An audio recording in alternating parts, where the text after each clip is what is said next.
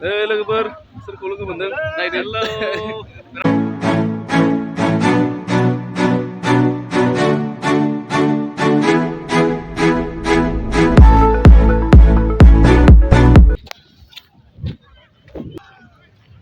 Hello friends, welcome to my channel. तो दिनै फैलायबाय आरोबाव बेरायबाथाय बेरायबायानो थायो। जानायनिबा जानायनिल' होबाय थायो सानलायलाङोना।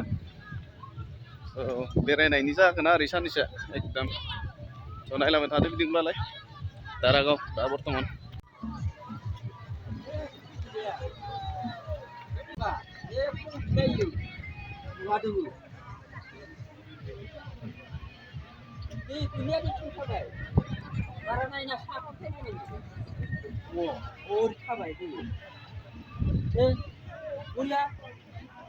Changing brights.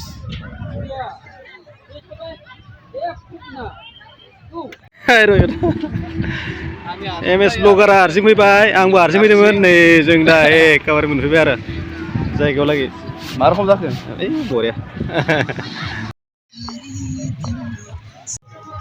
Anything MJ James आदा गासिबो दं नैखिजाय ब्लग बानायलायगासिनो गावसोर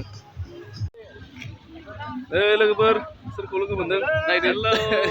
बिराद इन्जय खालामबाय खिन्थु बेनो दारागाव बिराद फैदों आरो ना आदायाबो मोजां दारागावआ लोगो हमलायबाय एसे दिनै। खबराथ' दायो हाइ फाइ बिराद मोजां गोदान बोसोरखौहाय गोजामखौ बिदाय होनानै मोजाङै वेलकाम खालामनो गोसो दङ।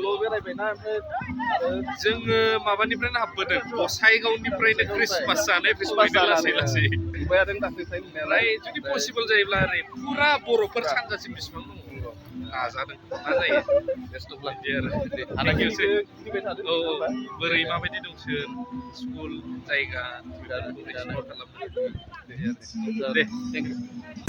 थान्दा दैया क्लिन पुरा इन्जय खालामनो हागोन आरो दै दंना बिसिना गोजौजों थांग्राया बिराद मोजां। Happy new year.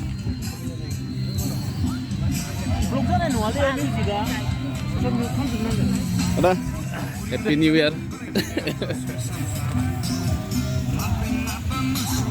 मा रखम मोनदो फैनानै? मोजां ना? थिगानो जोंनिया खिजाय दङ जेम्स आदा। हाय आंनि बोसोनल' जेम्स आदाखौ फरायबाय मा रखम ओरैनो माबाफोरखौ सोंला नङालाय ओमफ्राय बबेयाव गिदिंखो बहुद जायगा बेरायबाय थादों सानजा ट्रेनिंआथ' बिराद गोजान गोजान बेरायनो थिगानो मोजाङै बेरायबाय थादों आसा खालामबाय। Thank you.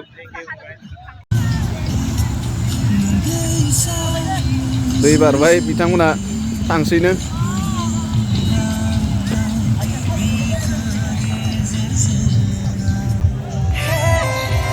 हेंगिं ब्राइट्स बानायना दोनदों आरोना बिदिजाय साफा जादों।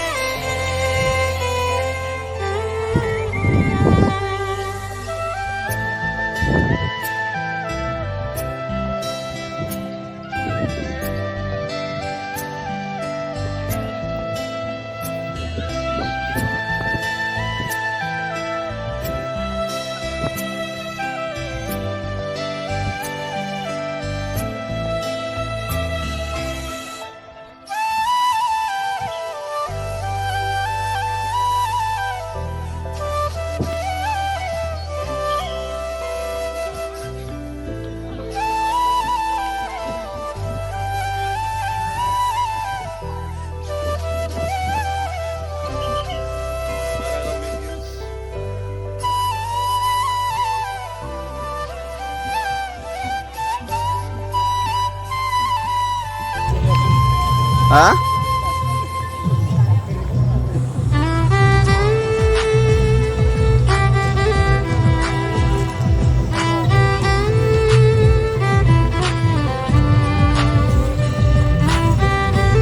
मानसि गैलालै जोबस्रांबायना थांबाय आरो एसे लास्टआव फैबाय नालाय गैला मोनाबायबो। नेक्स्ट आरो फैफिनबावगोन लासैनो नामा